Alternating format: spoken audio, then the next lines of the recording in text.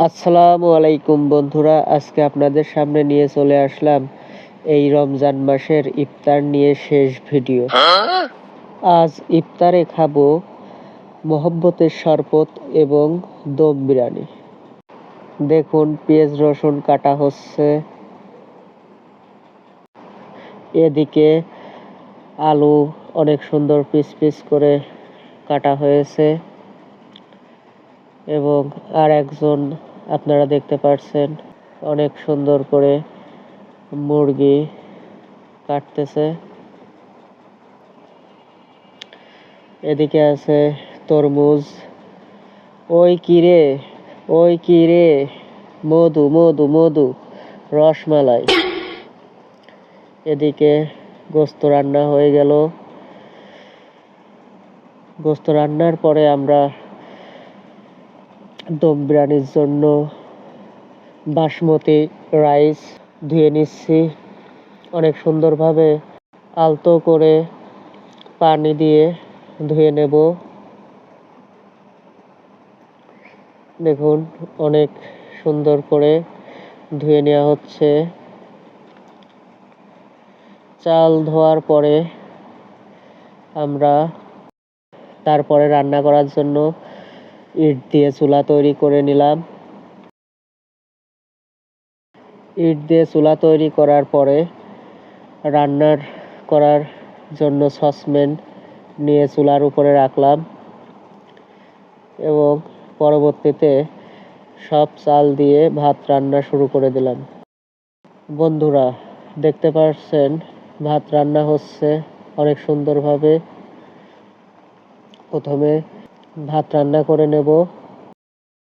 সবাই চেষ্টা করবেন পাকিস্তানি বাসমতি নেয়ার। আমরা ইন্ডিয়ান বাসমতি নিয়েছিলাম, অতটা ভালো না, তবে আশা করছি পাকিস্তানিটাই বেশি ভালো। ভাত রান্নার পরে আমরা সসপ্যানে রান্না করা গোস্ত ঢেলে ফেললাম। তারপরে অল্প অল্প করে ভাত সেই গোস্তর উপরে দিয়ে দিচ্ছি। দেখুন কিভাবে আস্তে আস্তে সম্পূর্ণ ভাত রান্না করা গোস্তর উপর ছড়িয়ে দিচ্ছি। ভিডিওটি অনেক বড় হয় কেটে কেটে আপনাদের ছোট করে দেখানোর চেষ্টা করছি। আশা করছি সবাই কিসের পরে কি করা হচ্ছে অবশ্যই বুঝতে পারছেন। এরকম ভাত ছড়িয়ে ছড়িয়ে সম্পূর্ণ গোস্ত ঢেকে দিলাম। ভিডিওটি ভালো লাগলে লাইক, কমেন্ট এবং শেয়ার করে দেবেন। এবং এদিকে পেঁয়াজ পেস্তা করে রাখা হয়েছে। এই পেঁয়াজ পেস্তা সম্পূর্ণ ভাত দেওয়ার পরে ভাতের উপরে ছিটিয়ে দেব। দম বিরিয়ানির সুন্দর কালার করার জন্য একটু ফুড কালার ব্যবহার করেছিলাম। দেখুন, ভাতের উপর অনেক সুন্দরভাবে পেঁয়াজ পেস্তা ছড়িয়ে দিলাম। তারপরে ঘি দিয়ে দেব। সুন্দর করে চারিদিকে ঘি দিয়ে দিলাম। ঘি দিয়ে দেওয়ার পরে সেই মিশ্রিত ফুড কালার ভাতের উপরে ছড়িয়ে দিলাম।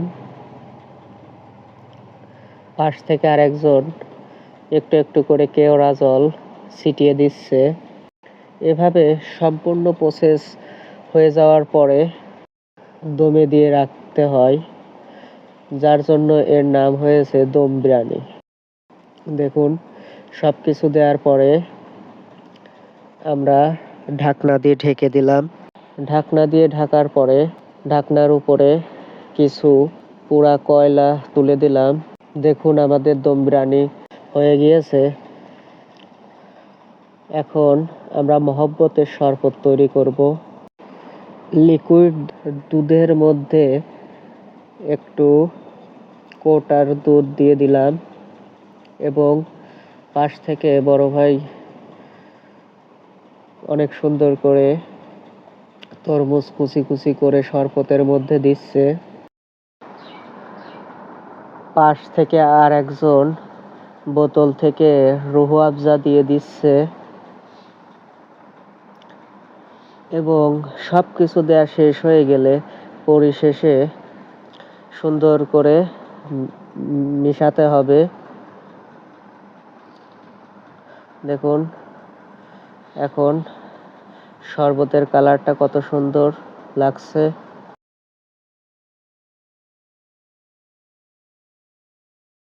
ঠান্ডার জন্য একটু বরফ দেওয়া হয়েছে। সব কিছু করা এখন শেষ। এখন সবাই অপেক্ষা করছে আজানের, কখন আজান হবে আর ইফতার শুরু করবে।